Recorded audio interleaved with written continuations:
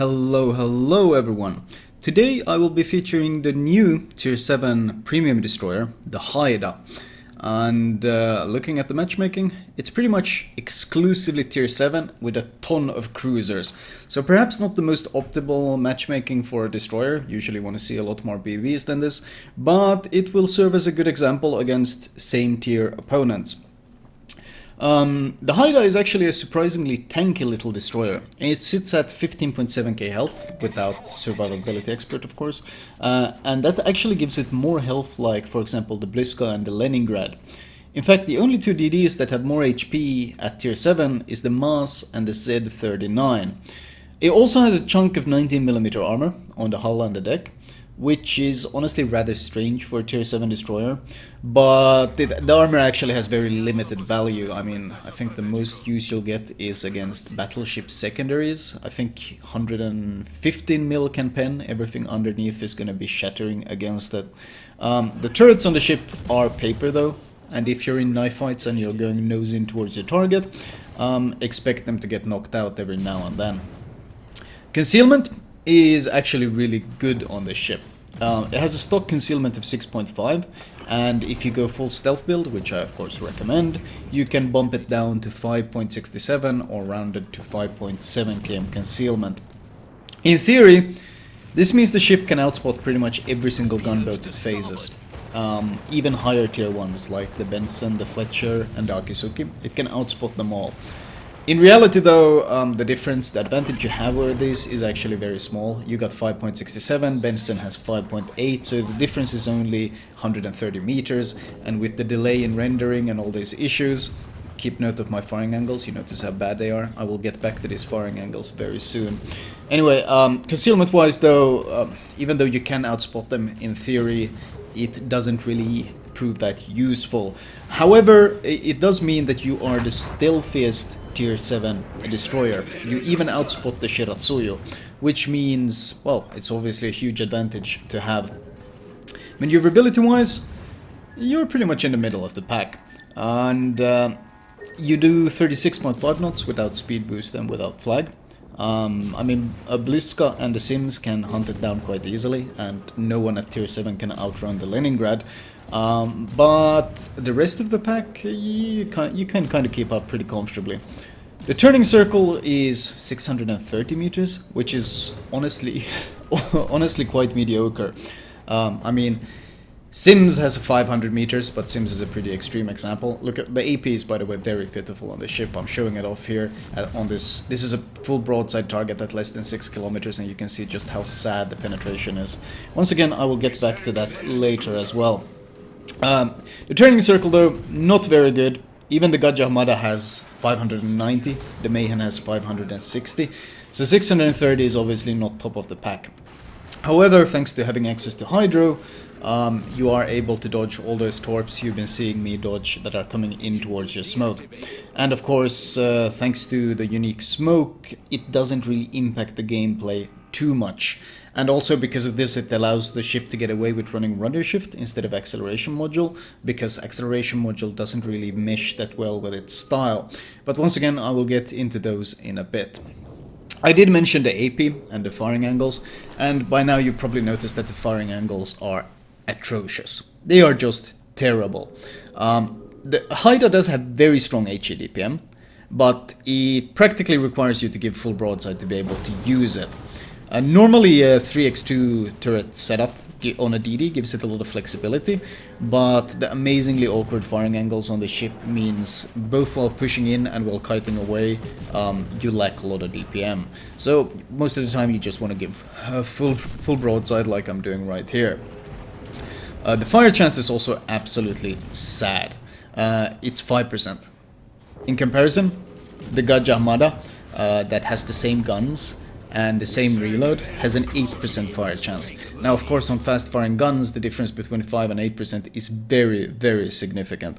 The HE DPM though is its great strength. The raw HE DPM is amazing because the HE shells on the Haida actually deal 1.9k alpha damage, whereas Gajah only deals 1.7k, which actually means that this ship has the highest HE DPM of all tier 7 gunboats. So you have the combination of the best concealment and best HE DPM at tier 7.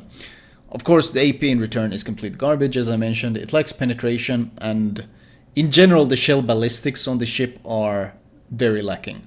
The initial shell velocity is 808 meters per second, both for the HE and AP, which sounds good, but at slightly longer ranges, your shells are actually slower than American DDs. And American DDs are already known for their incredibly lazy arcs, and yours are even worse. So if you have any sort of dreams of using this as a gunboat, the combination of the garbage shell arcs and the terrible firing angles, yeah, not gonna work out. Just abandon it. Mayoko giving a lot of broadside. Of course, usually you use AP in this situation and deal a great amount of damage, but as mentioned, I'm shattering. Almost all my shells are shattering on the belt. No chance of penning that. The pen is simply not enough. A Russian DD would probably have a Citadel team there. Haida, no chance. AA, well, there's not really much to talk about. Tier 7 AA on DDs is usually garbage, and with no defensive AA and with pitiful values, honestly you're going to be sailing with the AA turned off most of the time. In fact, that's highly recommended. And you're going to be praying that no carrier decides to manual drop you, because with that lazy turning circle, he's going to get a very easy kill. In fact, your long range aura is honestly pretty garbage, because your long range aura has a 5 km range, but it only deals 9 DPS. So most of the time the only purpose it will serve is getting you spotted from the moon. You've seen me land some torps here every now and then, and the torps are questionable. You only have 4 of them. Now, individually, these torps are actually amazing. You can start seeing the firing arcs a bit. That was only 6 km away. It gets much worse. Anyway, the torpedoes, they are amazing. 8 km range, 62 knots, 1.4 km torpedo concealment, 16.7k alpha damage per torpedo. That sounds amazing. But then you realize you have a 96-second cooldown on 4 torpedoes, so the actual impact you will have with these will be quite limited. I mean, you're able to launch them, the torps individually, which you saw me do against that nose-in cruiser, and I have found it to be very strong in situations like that. Nose-in battleship, nose-in cruisers, even in knife fights against other DDs, throwing out a random torp every now and then can really throw them off because of the huge alpha and the fast torpedo speed, and it has allowed me to outplay ships that would otherwise probably kill me. So if your torp predictions are on point, you can also cause permanent floodings. Since you can space out your torps on battleships, you launch 2 torps, then you wait 15 seconds or 20 depending if it's an American battleship, and then you launch 2 torps again. If you hit the nose with any of those in a row, then you cause a permanent flooding and you kill a battleship from pretty much 100 to 0. Ultimately though, it's not a torpedo boat. It just lacks the torpedo DPM. 1.5 minute cooldown on 4 torps is never going to make it an effective torpedo boat in any way. Now, the picture I painted of this ship so far is hopefully that it's a pretty awkward, but quite stealthy and quite tanky DD that has a lot of potential for damage with massive HE DPM and individual torps, but it generally handles very awkwardly. What ties it together is the consumables though. You've probably seen me moving around with the smoke, and that's because the smoke is a 90-second bloom type, much like the perf smoke, meaning it keeps blooming for a long time while it only leaves very short puffs of smoke behind. Now with the highly recommended smoke generator mod, which I highly recommend on this ship type, you can bump this to 117.5 seconds of bloom, which basically means you can spend 2 minutes crawling around with your portable smoke cover. The downsides of this type of smoke is, of course, that the cooldown on the smoke only starts when the blooming ends. Unlike normal smokes that bloom for 30 seconds and then stay for a long time, it allows you to bleed off the cooldown of the smoke while you sit in your own smoke cover. On the Haida, however, because it's constantly in use, constantly active, you only get to bleed off that cooldown outside of your own smoke. So, for example, in the Mayhem, you spend maybe 40 seconds without smoke cover. In the Haida, you spend 1 minute and 20 seconds, just basically waiting for your next smoke to come up. You also have access to Hydra, which is very useful, even though the values on it are pitiful. The ship spotting range is only 3.1. but it still provides great safety since it will warn you of YOLO and DDs, and it also, of course, it gives you a slight bit of warning, extra warning on torps, which allows you to dodge them very comfortably. So this also allows you to play this kind of Jaws themed DD, where you you crawl forward, and if a DD is contesting the cap, you pop your smoke, you pop your Hydra, and then you crawl with your smoke cloud very slowly at a quarter speed, because you can't go full speed. If you go full speed or even half speed, you leave your smoke. You have to go quarter, while occasionally boosting up to maybe half a speed. But in general, though, you're moving around at quarter speed. Any faster than that, and you will leave your own smoke cover. So you I almost hear the Jaws theme in my head when I see a DD smoke up, and then I start crawling forward with my own smoke and the Hydra active. And now the gap at which you can spot them is 3.1, and your smoke firing concealment is 2.3. So I think you have like an 800-meter buffer that you can use, which is not easy, especially against the DD actively moving and you having to kite and so forth. But you can make it work, and it's very rewarding to make it work. So this combination, of course, of torp, smoke, hydro, all of this means that it's quite a difficult knife fighter to play, but it can be very strong. And of course, keep in mind though, when the smoke is on cooldown, you're very limited, very limited, because you can't gunboat in the open because of the lazy arcs. And you can't really play the torpedo boat role either. So ultimately, most of the time without smoke, you spend your time spotting more than doing anything else. Ultimately though, popped my damage con to repair my engine so I could stop in time to cover myself with the last tick of my blooming smoke. You see, smoke went on cooldown now. And now I have to spend basically 1 minute and 6 seconds waiting for the smoke to come up again. Ultimately though, I enjoy this ship. I greatly enjoy this ship. I think it's really fun. It's a fairly unique playstyle. This game is going to end very soon anyway, so I can just show you the scoreboard, because the Myoko just runs away and gets killed by my battleships. So not a very interesting game. I do really like this ship. It's a unique playstyle. It has it has great strengths. It also has significant weaknesses. And I don't think this is one of the easier DDs to play. You have to manage your cooldowns, your positioning, your strengths quite carefully to make it work. If you try to crawl around in a smoke and someone radars you, well, oh god. Like, there's a lot of work there's a lot of map knowledge and work to put in to make this ship truly shine. But when you do make it shine, it's so very satisfying. And it's a very fun ship to play. And it has... If I had to describe it, I would say it has a lot of potential, but not everyone will be able to make that potential work. I would not recommend this as a first destroyer for anyone, but if you have experience in DDs and you, for example, enjoy the Perth, this is a pretty juicy option.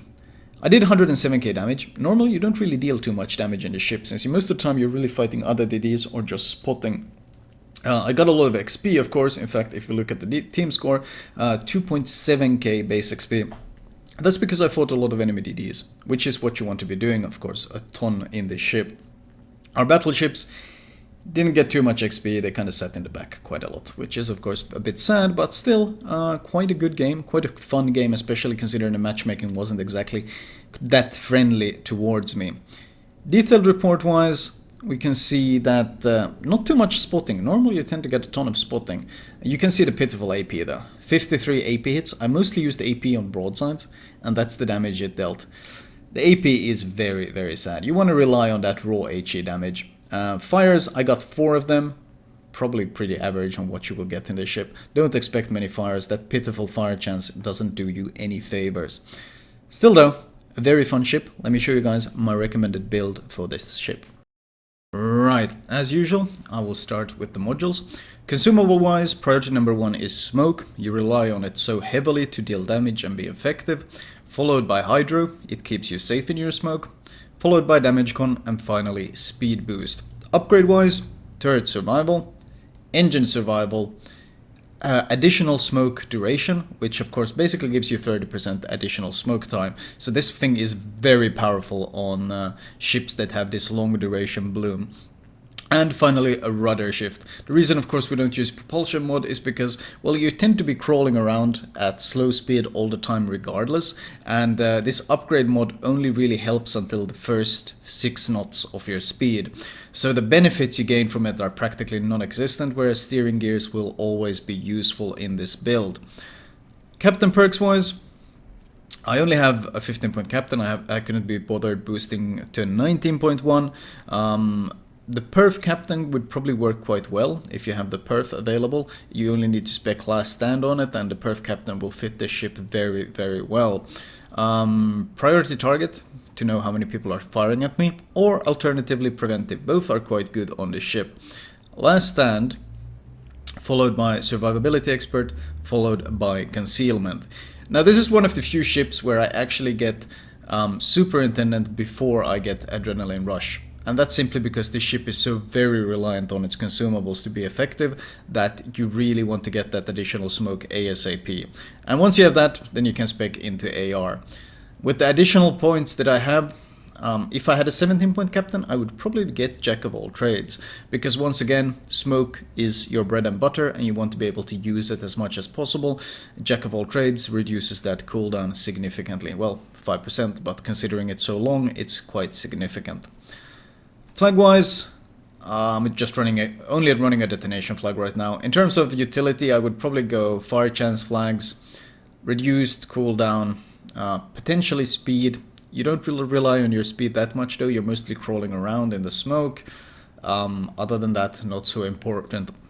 The camo you're seeing is of course the Canada camo, maple leaf camo, and alternatively you can use this camo as well. Both look quite good. They both have identical bonuses, so the difference isn't that big.